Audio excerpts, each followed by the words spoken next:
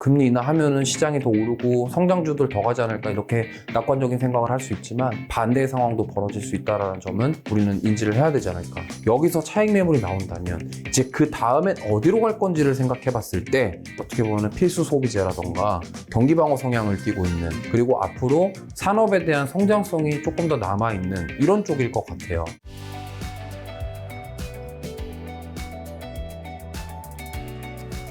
단도직입적으로 여쭤보겠습니다. 네. 올해 들어서 지금까지 우리 네. 국내 주식시장과 미국 시장 총평을 해주신다면요? 자, 우선은 지금 코스피가 정말 많이 올랐어요. 올해 상승률이 35% 정도? 이번 주에 좀 빠져가지고 한 30%대로 내려왔을 겁니다. 근데 S&P 500 지수는요, 올해 오른 거는 10% 정도예요.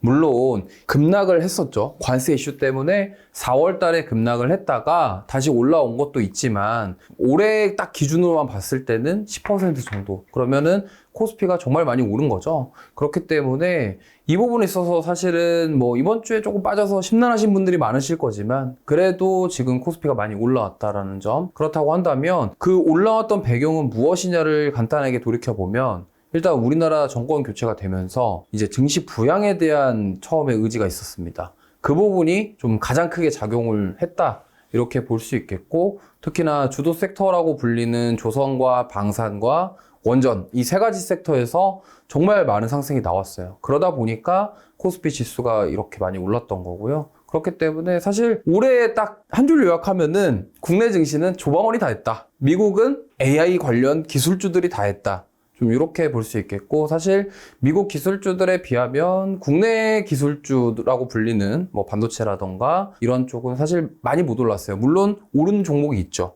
바로 SK하이닉스죠. 그러니까 그러한 대형주 단에 있는 종목군들 제외하고는 사실 중소형 단에서는 그렇게 많이 못 올랐습니다. 그럼 정리를 하면은 올해 코스피의 상승률에 기여한 것은 조선, 방산, 원전을 비롯한 뭐 지주사라던가 금융주도 있겠습니다만 대형주 위주의 장세가 펼쳐지면서 상승이 나왔다, 이렇게 요약할 수 있을 것 같아요. 자, 하반기가 중요할 것 같은데 많은 생각이 듭니다. 지금까지 우리 증시는 올랐던 만큼 하반기는 좀 쉬어갈 것인지, 미국과 한국의 증시 매력도를 평가해 주신다면요, 앞으로. 제가 봤을 때는 사실 누구나 다 이렇게 생각하실 거예요. 미국 주식이 좀 매력적이지 않을까? 네, 이거 부정할 수가 없는 게 지금 트럼프 대통령이 관세로 인해서 정말 많은 국가들이 막 휘청휘청하고 있잖아요. 그러다 보니까 사실 그런 관세 정책이라던가 트럼프 대통령의 이런 여러 가지 전반적인 사항들이 미국 쪽으로 집중하고 있기 때문에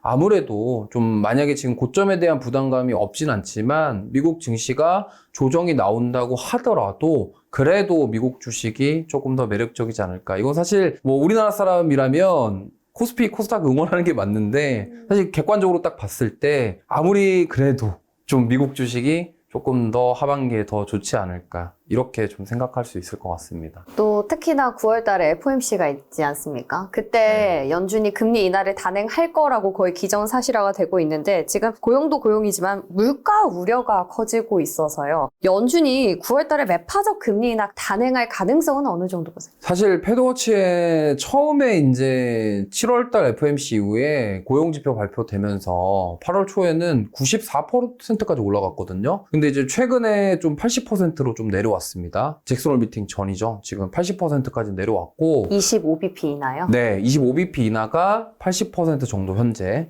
근데 이제 뭐 미국에서는 B컷에 대한 이야기도 나오고 있죠. 근데 뭐 사실 제가 봤을 때는 B컷까지는 좀 힘들 것 같고 25bp 금리 인하 가능성이 높은데 이게 사실 또 어떻게 될지 몰라요. 아직 시간이 남아 있어서. 왜냐면 트럼프 대통령과 지금 베셋 재무장관이라던가 이러한 주요 인사들이 압박을 하고 있지만 사실 지금 보면은 이제 7월 CPI 수치만 봤을 때 코어 CPI, 근원 CPI가 좀 올라왔단 말이에요. 그런 상황에서 파월 의장은 관세에 대한 부분들이 아직 다 반영이 되지 않았다, 이런 식으로 그런 스탠스를 취할 가능성도 저는 있다고 봅니다. 그래서 시장에는 지금 금리 인하는 했어요. 시장은 이미 금리 인하를 했는데 지금 사실 그것만 너무 긍정적으로 바라보다가 잭슨홀 미팅에서 약간 매파적인 얘기 나오면서 9월 달에 만약에 금리 인하를 안 하게 될 경우에는 실망감이 커지겠죠. 그리고 지금 50bp 대한 금리 인하까지 기대감이 있는 상황인데 파월 의장이 만약에 계속적으로 매파적인 발언을 하면서 만약에 9월 달에 금리 인하를 안 하게 될 경우에는 충격이 있을 것 같고요. 그다음 만약에 25bp 금리 인하를 해도 이게 또 차익 매물이 나올 가능성이 있습니다. 왜냐하면 시장은 지금 50bp를 기다리고 있거든요. 왜? 트럼프 대통령과 그 주요 인사들이 계속적으로 금리 인하를 뭐 거의 1%까지 내려야 된다 이런 얘기를 하고 있잖아요. 그러다 보니까 시장에서는 지금 뭐 AI 뭐 버블이다 이런 얘기까지 나오고 있는 상황. 특히나 샘 올트만 오픈 AI 대표가 그런 발언을 직접 했습니다. 본인이 AI 사업을 하고 있는데도 불구하고. 그렇기 때문에 고점에 대한 부담감은 없지 않은 상황이기 때문에 만약에 이런 상황에서 금리 인하를 25bp 하더라도 시장에서 이거를 과연 긍정적으로 받아들일 수 있을까에 대한 부분을 생각해 본다면 너무나 이거를 또 긍정적으로만 보기보다는 좀 우리가 예상하지 못했던 파월 의장이 좀 매파적인 스탠스를 취할 수도 있겠다라는 점. 근데 만약에 뭐 매파는 아니더라도 비둘기적인 발언을 했는데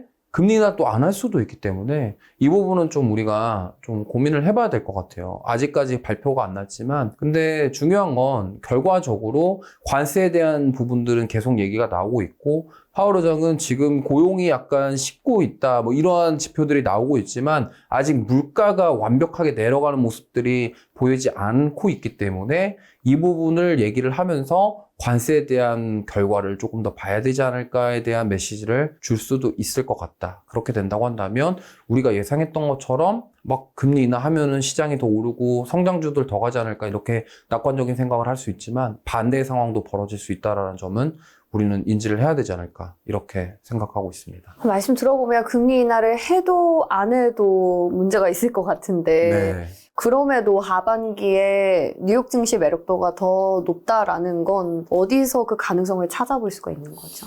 저는 개인적으로 지금 이렇게 생각합니다. AI와 관련된, 물론 우리가 AI 산업이 성장하고 있고, 뭐 기술주 위주로 상승 랠리가 계속 될 거다. 산업이 커지니까 더 가지 않겠느냐, 이렇게 생각하시는 분들이 많을 거예요. 근데 제가 뭐 미국 주식을 조금 더 긍정적으로 본다라는 이유는 AI 쪽에 얘기하는 게 아니고요. 지금 보면은 AI 기술주들이 랠리가 나오고 있는데 만약에 AI 기술주들이 조정에 들어간다면 여기서 차익 매물이 나온다면 이제 그 다음엔 어디로 갈 건지를 생각해 봤을 때 그러면은 이제 대표적으로 이제 성장주들 뭐 기술주들이 차익 매물이 나오면 갈 만한 게 저는 지금 어떻게 보면 필수 소비재라던가 경기 방어 성향을 띠고 있는 그리고 앞으로 산업에 대한 성장성이 조금 더 남아있는 이런 쪽일 것 같아요. 그렇기 때문에 오히려 그쪽 분야에서는 미국 주식이 좀 더 낫지 않겠냐 이런 식의 접근이 나쁘지 않겠다라는 생각이고요. 사실은 뭐 이거는 우리가 예측하기는 어렵습니다. 왜냐하면 지금 AI 관련 종목군들이 특히나 엔비디아나 AMD나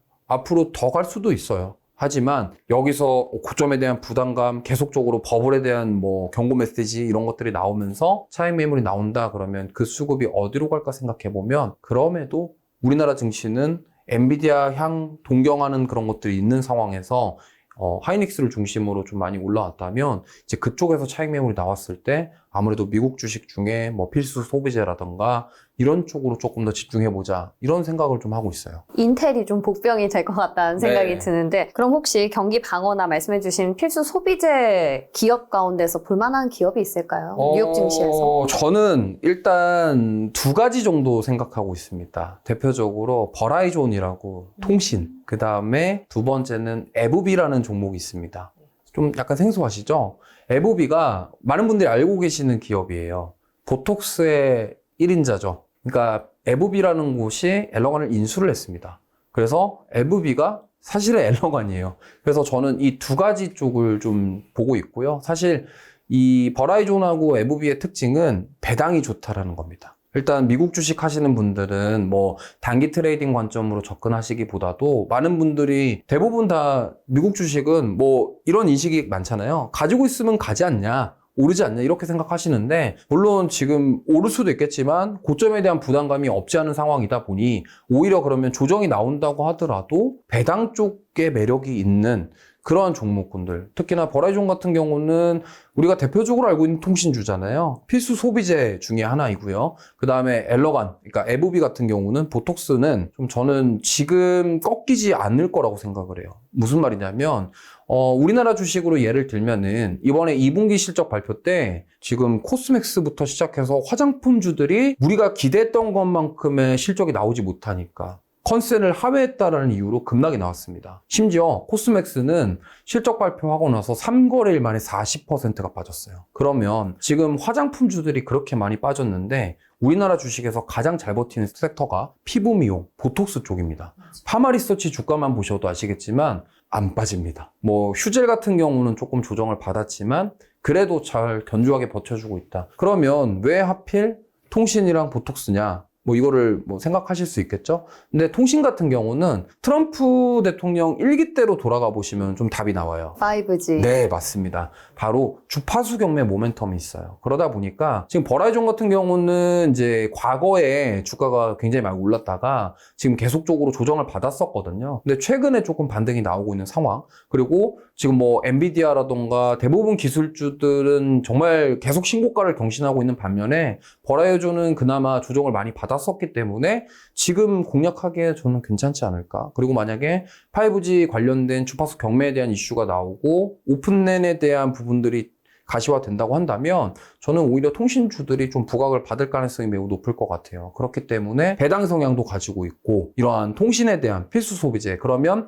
금리라던가 이러한 매크로적인 부분에 영향을 최대한 덜 받을 수 있고 만약에 미국 증시가 조정이 좀 나온다고 하더라도 잘 버텨주면서 또 하락하더라도 배당으로 조금 약간 커버할 수 있는 그런 경우이기 때문에 버라이존은 저는 괜찮다고 생각하고 있고요. 두 번째로 에브비 같은 경우는 사실 보톡스는요, 지금 많은 분들이 지금 뭐 알고 계시잖아요. 근데 이 보톡스가 지금 뭐 수요가 장난이 아닙니다. 이게 왜냐면 최근에 비만 치료제가 많이 나왔잖아요. 마운자로도 그렇고 뭐 위고비도 그렇고. 근데 주변에서 비만 치료제 이제 하시는 분들 얘기를 들어보면 일단은 살이 빠지긴 합니다. 근데 이 살이 빠지면요, 처져요, 피부가. 이게 사실은 좀 저도 뭐 안 해봐서는 모르겠지만 해보신 분들 얘기를 들어보면 식욕이 일단 없어지면서 약간 좀 몽롱한 상태가 좀 지속이 되고 부작용도 꽤 있다고 해요. 근데 어쨌든 그분들이 그 약을 처방받아서 하는 게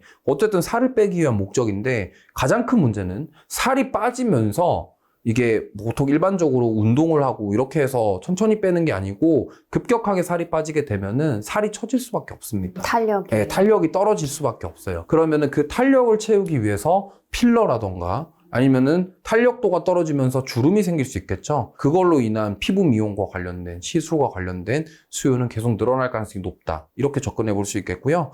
두 번째는 이제 보톡스가 그런 피부 쪽 말고도요, 치료에도 사용이 됩니다. 예를 들면은 다한증, 다한증에 보톡스를 이제 치료 목적으로도 사용을 해요. 땅구멍을 막는 건가요? 그렇죠.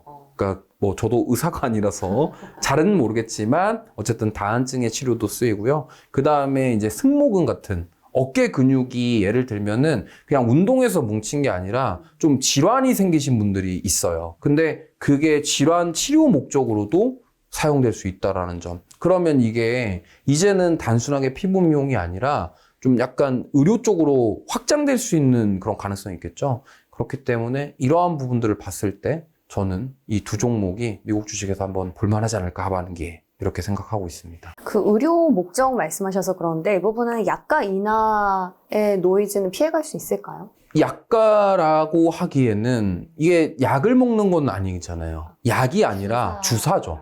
그러니까 보톡스라는 게 약이 있나요? 저도 잘 모르겠지만 약보다는 일단 주사고 치료가 주 목적이고 하다 보니 약값이나 그쪽과는 좀 약간 거리는 있을 것 같아요. 중요한 거는 보톡스라는 그 주름을 개선하는 피부 미용 시술에 대한 수요는 계속 늘어나고 있고 많은 분들이 뭐 지금 방송 보시는 분들도 보톡스 맞아보신 분들 계실 거예요. 필러도 맞아보신 분들 계실 건데 한번 맞으면 이게 다음에 또 맞게 됩니다. 헤어나올 수 없나요? 네, 이게 한번 빠지면은 마치 흡연하시는 분들처럼 한번 흡연하고 음주하시는 분들이 또 쉽게 못 끊잖아요. 근데 이것도 저는 마찬가지라고 생각을 하고 있고, 지금과 같은 이러한 비만 치료제가 좀 활성화되고 좀 살 빼는 거에 대해서 많은 분들이 신경을 쓰고 외모에 대해서 많이 가꾸고 이런 지금 인식이 강하기 때문에 저는 그쪽에 대한 수요는 계속적으로 있을 것이다. 그렇게 본다면 뭐 두 가지 미국 주식은 배당도 배당이고 앞으로 성장에 대한 부분까지 생각해 본다면 하반기에 한번 괜찮지 않을까 이렇게 생각하고 있습니다. 그 러시아와 우크라이나가 지금 노딜로 뭔가 미국이 나섰는데도 불구하고 어떤 성과가 없이 마무리가 됐는데요. 이런 부분들이 앞으로 증시에 미치는 영향은 어떻게 보세요? 일단 러시아 우크라이나 관련해서는 저는 좀 약간 부정적으로 봅니다. 증시에 미치는 영향이요? 그거에 대해서 증시에 미친다기보다 약간 이렇게 생각하시면 돼요. 지금 많은 분들이 왜 부정적이라고 말씀을 드렸냐면 종전될 거니까 재건주가 오르겠네. 네. 방사는 고점이라서 빠지고 있고 또 이렇게 반대로 가다 보니까 재건주 더 가지 않을까 이렇게 생각하시는 분들 많으실 거예요. 근데 뭐 노딜 회담 뭐 이런 거 지금 중요하지 않습니다. 중요한 건 뭐냐면요. 지금 러시아가 점령하고 있는 영토가 어디로 귀속되냐입니다. 이게 왜 중요하냐면 지금 우크라이나 영토를 4군데를 점령을 하고 있잖아요. 돈바스 지역부터 시작해서 여러 가지 지역을 점령하고 있는데 만약에 이게 협상이 뭐 종전이 되더라도 러시아 영토로 귀속되는 걸로 끝나버리면요. 우리나라 우크라이나 재건 사업을 하는 기업이 과연 거기에서 일을 할 수 있을까요? 를 생각해보면 약간 글쎄요거든요. 왜냐면 러시아는 대표적인 브릭스 국가입니다. 그러면 러시아가 만약에 지금 점령한 용토를 러시아 쪽으로 귀속시킨 다음에 종전이 되면은 거기에 일거리를 중국에 주겠죠. 그러면 우리나라는 사실 우크라이나 지역이니까 여기서 사업을 해서 우리나라 기업들이 참여를 해서 좀 돈을 벌 수 있지 않을까 이렇게 생각을 했는데 만약에 러시아 쪽으로 귀속이 돼버리면은 우리나라가 수혜받기가 힘든 거죠. 근데 반대로 만약에 우크라이나 쪽의 영토를 이렇게 넘기면서 마무리가 되면은 수혜를 받을 수 있을 건데 지금 흐름상 이게 러시아 점령 지역을 4군데를 다 우크라이나에 반환한다 이거는 좀 어려워 보여요 사실상. 왜냐하면 러시아도 강하게 얘기를 하고 있고 그렇기 때문에 어느 정도 뭐 반반에 대한 합의 아니면 진짜로 러시아가 다 가져갈 수 있는 불확실성이 있다는 거죠. 그럼 우리가 이거를 과연 우크라이나 재건주들이 전쟁에 끝나고 나서 사업에 참여하면서 과연 그들이 진짜로 수익이 날 것이냐를 생각해보면 저는 약간 글쎄요라는 생각이 들거든요. 그렇기 때문에 만약에 우크라이나 재건 쪽을 긍정적으로 보시는 분들은 차라리 미국 쪽에 중장비를 공급하고 있는 그런 기업들 위주로 아예 그냥 건설기계 쪽으로 실제적으로 미국과 상관 있는 기업들 위주로 보시는 게 조금 더 좋을 것 같고 지금 만약에 러시아 쪽으로 귀속돼서 종전이 됐을 때는 우리나라 기업이 수혜를 받긴 좀 어렵다. 이 정도는 인지를 하시면서 좀 투자에 접근을 해보시는 게 좋지 않을까 이렇게 생각합니다. 지금 미국과 중국의 무역 협상도 한창 진행 중에 있는데 여기에 대한 시장 민감도는 글로벌리 좀 떨어졌다고 보세요? 관심이 약간 관세에서 지금 다른 데로 간 것 같아요. 저 트럼프 일기만한 관심이 아닌 것 같아요. 네, 지금 처음에 관세에 대해서 부각을 많이 받았었는데 지금 보면은 미국 증시도 그렇고요. 물론 이제 뭐 트럼프 대통령이 반도체 뭐 300% 부과한 가능성이 있다. 바이오도 막 250% 얘기 나올 때 좀 충격을 받는 종목군들이 있었습니다만 근데 그거는 일시적인 충격이라고 보고 있고 지금 시장에서 집중하는 거는 금리와 그 다음에 오히려 다른 쪽으로 더 집중하고 있는 것 같아요. 그래서 지금 뭐 진짜로 AI가 이제 이게 피크냐 아니냐 지금 이거에 대해서 우려하는 부분도 있고 그래서 관세보다는 확실하게 지금 미국 주식은 금리 쪽에 더 포커싱이 맞춰지고 있다. 근데 우리나라 같은 경우는 또 그거랑 다릅니다. 우리나라는 오히려 지금 내부적인 정치적인 리스크 이슈, 그 다음에 세제 개편 이슈 이런 것들 때문에 반응을 하고 있어서 지금 뭐 미중 갈등은 계속적으로 있어 왔고 이게 더 심화될 수도 있겠지만 만약에 여기서 더 심화만 되지 않는다면 뭔가 또 충돌이 나고 어떠한 거에 또 관세를 부과하고 뭐 수출을 금지시키고 이런 내용들만 나오지 않는다고 한다면 시장에서 반응은 딱히 안 할 것 같고요. 근데 여기서 더 이상 강하게 나가지는 저도 않을 것 같습니다. 그래서 이 안에서 지금 시장은 어떻게 보면은 지금 잭슨 홀 미팅과 9월 FOMC에 집중하고 있기 때문에 앞으로도 이쪽에 좀 집중되면서 채권 시장의 움직임과 함께 같이 갈 가능성이 높다 이렇게 보고 있습니다. 우리 증시는 지금 조금씩 차익 매물이 출회되고 있는 상황인데 이게 본격적으로 하락이 시작되고 있는 겁니까? 사실 이번 주만 보면은 고점이 나왔다 이렇게 볼 수도 있겠지만 저는 아직 이게 하락의 시작이다라고 보기에는 좀 이른 것 같아요. 그러니까 지금 아까도 말씀드렸지만 올해만 코스피가 35% 정도 올라왔고 이제 살짝 조정을 받는 구간인데 이 구간에서 이제 고점이 나왔다 이렇게 판단하기는 좀 이르다라는 거죠. 그래서 저는 좀 시간을 두고 지켜봐야 될 것 같고요. 특히나 다음 주에 있을, 그러니까 8월 25일에 있을 한미 정상회담과 이러한 여러 가지 상황들, 그리고 한국은행의 금통위 이런 것들까지도 우리가 체크를 해보면서 좀 지켜봐야 될 것 같아요. 그래서 9월 달 정도 돼야지 좀 방향성이 나올 것 같고, 특히나 이번 달 말에 엔비디아 실적 발표도 있기 때문에 지금 엔비디아 실적 발표와 잭슨홀 미팅, 그 다음에 이런 것들을 이제 보고 나서 그 다음에 좀 방향성이 나오지 않을까 이렇게 생각을 하고 있습니다. 예, 환율이 안정화되고 있는데도 외국인은 계속 물량을 쏟아내고 있어요. 이 당분간은 매도 포지션 혹은 또 관망세가 지속될 거라 보세요? 일단 외국인들이 팔고 있는 이유는 대외적인 변수보다 대내적인 이슈 때문이라고 저는 생각합니다. 세제 개편 같은 불확실. 네, 사실은 지금 어떻게 보면은 우리나라 새 정부가 들어선 지 이제 2, 3개월 정도 됐잖아요. 근데 이 상황에서 처음에 정부가 보여줬던 스탠스는 코스피 5천을 외치면서 증시 부양의 의지가 강했단 말이에요. 근데 증시 부양을 강하게 어필을 했는데 지금 2개월 정도 지나니까 정부에서 스탠스를 바꾸려고 하죠.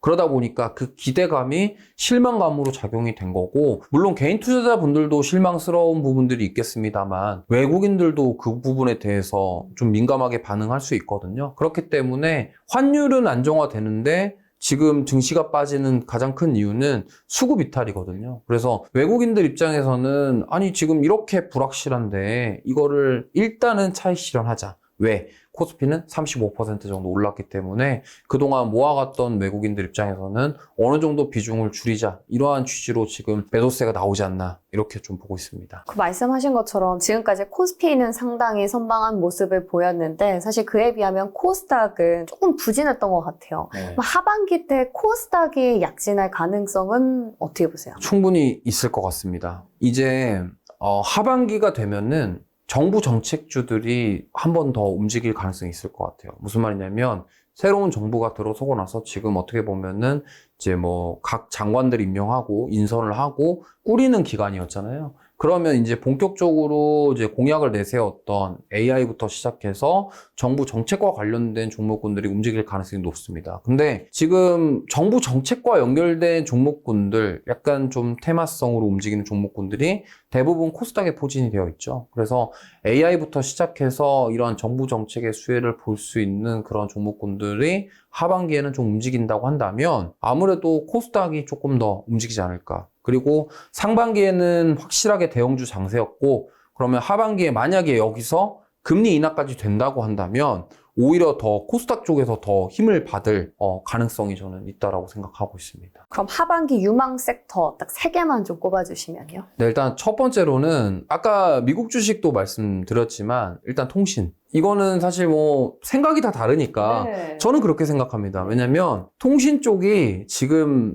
과거를 우리가 돌아보자고요. 트럼프 1기 때 우리나라 5G 관련주들이 얼마나 많이 올랐습니까? 그렇기 때문에 이쪽에서 움직임이 좀 나올 가능성이 높고, 사실 국내 주식 같은 경우는 미국 주식의 흐름을 따라가는 경우가 많습니다. 근데 트럼프 대통령이 이제 관세에 대한 부분들이 어느 정도 마무리가 되면은 또 주파수 경매. 왜냐면 지금 계속적으로 중국을 압박하려고 하고 있죠. 전방위적으로. 뭐 태양광도 그렇고 뭐 모든 산업들을 중국을 압박하려고 하고 있는 상황이기 때문에 사실은 5G도 마찬가지입니다. 5G 통신 장비도 지금 사실 점유율 세계 1위는 화웨이거든요. 그렇기 때문에 저는 이쪽으로 갈 가능성이 굉장히 높다, 이렇게 생각을 하고 있습니다. 그다음에 두 번째는 자동차입니다. 네, 이게 너무 뜻밖의. 네, 뜻밖의 섹터들이 나와서 보시면서 뭐 불편하신 분들도 계실 것 같아요. 아니, 저렇게 안 움직이는 섹터를 지금 얘기를 하는 게 맞냐. 근데 저는 이렇게 생각합니다. 5G는 아까 말씀드렸던 부분도 있고요.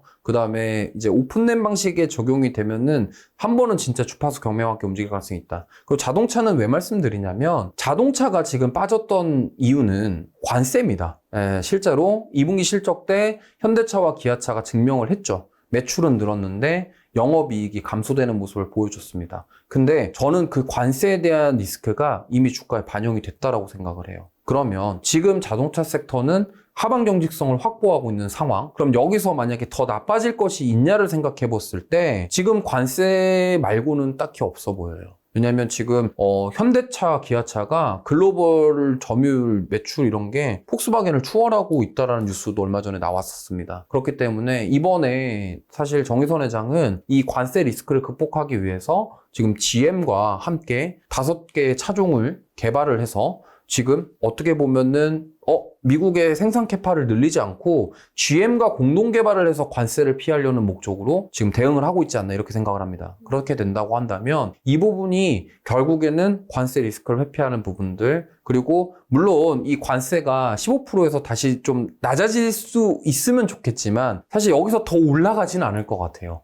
그렇게 본다면 지금 주가의 악재는 어느 정도 반영이 됐고, 만약에 여기서 3분기 실적, 4분기 실적, 하반기 실적이 더 잘 나오게 될 경우에는 얘기가 달라질 수밖에 없습니다. 그래서 저는 자동차 섹터는 지금부터 좀 모아가면 어떨까 이렇게 생각하고 있습니다. 자동차 근데 얘기 나와서 궁금한 게요. 네. 이번에 7월 수출은 선방을 했어요. 네. 근데 실질적으로 제네시스 전기차는 미국의 생산을 중단했다라는 팩트를 봤을 때 일단 선주문 수요가 7월 달에 좀 바짝 몰렸고 네. 앞으로 점차적으로 좀 줄어들지 않을까라는 생각이 들거든요. 특히 북미 시장 안에서는. 네. 물론 유럽이라든지 다른 아시아 쪽에서 선방을 해주면 커버는 되겠지만 이게 전체적으로 매출 확대까지 우리가 기대해 볼 수 있는 구간이 맞을까요? 저는 뭐 그렇게 생각해 볼 수도 있겠지만 저는 좀 다르게 생각하는 게 전기차 생산 라인을 중단했다라는 의미는요. 내연기관차랑 하이브리드카에 집중하겠다라는 겁니다. 그럼 이제 여기서 승부를 보려고 하겠죠.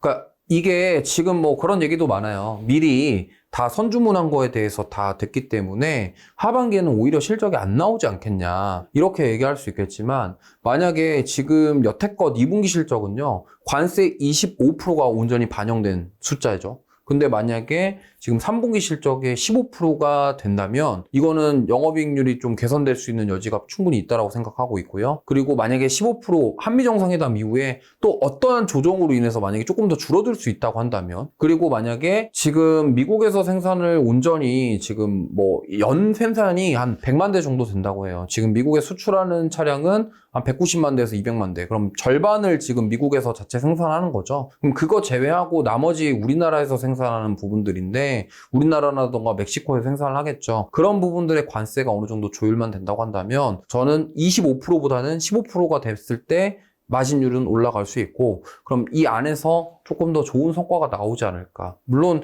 지금 선주문 물량은 이미 그래 소화가 다 저는 어느 정도 됐다라고 생각을 해요. 이제 남은 거는 전기차 안 돌리고 하이브리드카랑 내연기관차로 저는 승부를 보려고 하지 않을까. 그래서 오히려 저는 3분기, 4분기, 특히나 하반기 실적은 나빠지기보다는 오히려 뭐 매출은 살짝 줄어들 수도 있겠지만 마진율만 개선되는 구조가 만들어지면은 저는 오히려 주가가 올라가지 않을까 이렇게 보고 있기 때문에 지금 이렇게 관심 아무도 없을 때 좀 남들이 안 보는 이런 것들을 좀 모아가셔서 좀 수익을 만들면 어떨까 이렇게 생각합니다. 부품주도 그럼 같은 결이이신 거죠? 네. 자동차 부품? 뭐 대표적으로 자동차 부품주는 저는 SL을 되게 좋게 보거든요. SL 같은 경우는 많은 분들이 알고 계시겠지만 헤드램프 사업을 합니다. 근데 이제 과거의 자동차들은요, 이제 라이트가 나가면은 안에 그 전구만 갈면 됐었어요. 되게 오래전 차량들이 그렇죠. 근데 요즘에 헤드램프는요, 통으로 다 바꿔야 됩니다. 그렇기 때문에 이게 단가라던가 이런 평균 판매 단가 ASP가 올라갈 수밖에 없는 구조입니다. 그렇기 때문에 이 부분에 있어서 굉장히 긍정적이고, SL 같은 경우는 영업이익률도 자동차 부품사 중에 가장 높아요. 그만큼 헤드램프 자체가 고마진 사업이라는 겁니다. 그리고 하나 더 말씀드리면 SL이 유보율이 1000%입니다. 자본금이 230억 정도 되거든요. 돈이 엄청 많네요. 네, 그러면 1000%면요, 잉여 자금이 2조가 넘는다라는 소리예요. 그래서 지금 SL 시총이 1조 5천억이거든요. 그러면은 시총보다 더 많은 잉여 자금을 가지고 있다는 거죠. 그럼 여기서 예를 들면 미국의 뭐 캐파를 늘린다던가 아니면 어떠한 뭔가가 시그널이 나올 수 있다라고 저는 생각하고 있기 때문에 주주 환원 가능성도 있어요. 뭐 그런 것도 네 생각해 볼 수 있겠죠. 그렇기 네. 때문에 어쨌든 그런 재무적으로 굉장히 좋은 회사라고 저는 생각을 하고 있습니다. 물론 현대기아는 대형주 좋아하시는 분들 당연히 대장주는 현대기아지만 그 부품단 안에서 볼만한 기업은 저는 SL 같은 기업은 꾸준하게 모아가시면 좋은 성과가 나오지 않을까 이렇게 보고 있습니다. 그래서 통신, 자동차, 끝으로 탑3는 뭡니까? 네, 마지막으로는 콘텐츠, 게임 이렇게 같이 엮어보겠습니다. 컨텐츠랑 게임이요? 네. 와, 뭐 바이오나 2차전지 이쪽 하나 나올 줄 알았는데 아, 어떤 연유? 네, 일단은 지금 뭐 게임스컴 행사가 이번 주에 진행이 되는데 사실 펄어비스가 좀 실망적이었죠. 네, 펄어비스 같은 경우는 붉은 사막이 사실 생각보다 계속적으로 양치기 소년처럼 출시를 미루다 보니까 이게 실망감으로 작용이 돼서 실적 발표한 다음에 거의 24% 급락이 나왔습니다. 근데 이번 게임스컴 때 우리나라 게임 중에 그 시상 후보에 올라간 게임이 붉은 사막밖에 없어요. 그러다 보니까 만약에 수상을 하게 될 경우에는 그 낙폭을 빠르게 회복할 가능성이 저는 있다라고 생각을 하고 있고요. 그렇기 때문에 이 부분은 좀 보시면 좋겠고, 그 다음에 우리나라 게임사들의 한계점은 모바일 중심으로 좀 너무 치우쳐져 있다라는 겁니다. 그렇기 때문에 사실 내수를 생각 안 할 수 없겠지만 이번 게임스컴부터 시작해서 지금 크래프톤도 그렇고요. 대부분이 미국과 유럽을 겨냥한 그 콘솔 시장을 겨냥한 콘솔 게임들에 계속적으로 개발을 하고 있고 진출을 하고 있다라고 생각합니다. 그렇기 때문에 만약에 이 부분에서 어떠한 의미 있는 성과가 나온다, 그러면 저는 주가에 강하게 반응할 수 있다고 생각을 하고 있고요. 그 다음에 저는 또 게임주 중에서 좀 긍정적으로 보고 있는 거는 NC소프트라는 종목입니다. 정말 과거에 황제주였죠. 21년도에 100만 원 주가가 넘었던 지금 현재 주가는 20만 원대. 좀 처참하게 많이 빠졌는데 저는 NC소프트를 긍정적으로 보는 이유는 지금 올해 말에 출시될 아이온2입니다. 사실 게임주들은 사실 밸류를 미리 가져올 수가 없어요. 무슨 말이냐면 신작이 흥행할지 안 할지는 아무도 모르기 때문에 사실 미래의 밸류를 가져와서 주가에 반영되기는 쉽지 않은 구조입니다. 그렇다면 일단은 신작이 성공을 해야 주가가 올라간다라는 소리고, 그러면 신작 모멘텀이 많이 있어야지 게임주가 힘을 낼 수 있겠다라는 거죠. 그 중에서 지금 왜 제가 하필 NC소프트를 말씀을 드리냐면 이번에 국가대표 AI 선정된 부분도 있고요. 근데 더 중요한 거는 아이온2가 우리나라 경쟁 게임이 로스트아크라는 게임이 있습니다. 뭐 아실지는 모르겠습니다만 로스트아크는 스마일게이트라는 회사예요. 근데 재밌는 게 뭐냐면 스마일게이트는 비상장 회사입니다. 우리나라에 상장 안 돼 있어요.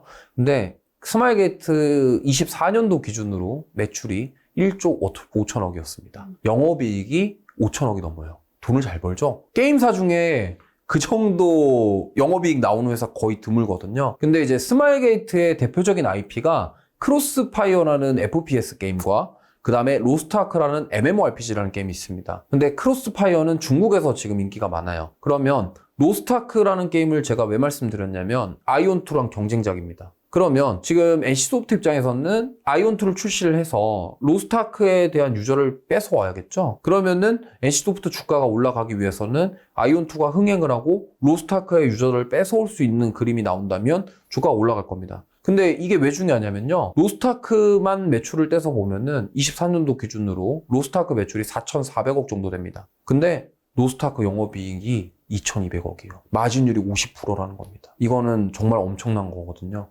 그만큼 MMORPG라는 게임에 충성 고객들, 충성 유저들이 많기 때문에 지금 NC소프트는 그동안 모바일 게임의 그 확률형 과금 구조 때문에 굉장히 엄청난 욕을 많이 먹었고, 정말 그것 때문에 우리나라 게임 산업 자체를 망쳤다라는 비난을 정말 많이 받은 게임사 중에 하나입니다. 근데 이번에 쇼케이스 때도 그랬지만 개발자들과 그런 책임자들이 나와서 과금 구조 자체가 확률형은 없다라고 딱 선을 그었습니다. 그러면 제 예상에는 로스트아크의 과금 구조를 그대로 가져올 가능성이 높고, 그럼 거기서 유저를 가져올 수 있다면 괜찮을 것 같다. 그래서 저는 하반기까지 한번 끌고 가보시면은 괜찮지 않을까 이렇게 생각을 해서 NC소프트 말씀을 드렸고요. 그 다음에 콘텐츠 같은 경우는 역시나 한알령 해제 기대감이 좀 큰 것 같습니다. 지금 중국에서 드라마 콘텐츠 관련돼서 규제를 완화시키고 있죠. 그 의미가 사실 뭐 저도 그들의 속내까지는 모르겠습니다만 어쨌든 지금 미국과 계속적으로 갈등이 있는 상황에서 중국이 굳이 우리나라랑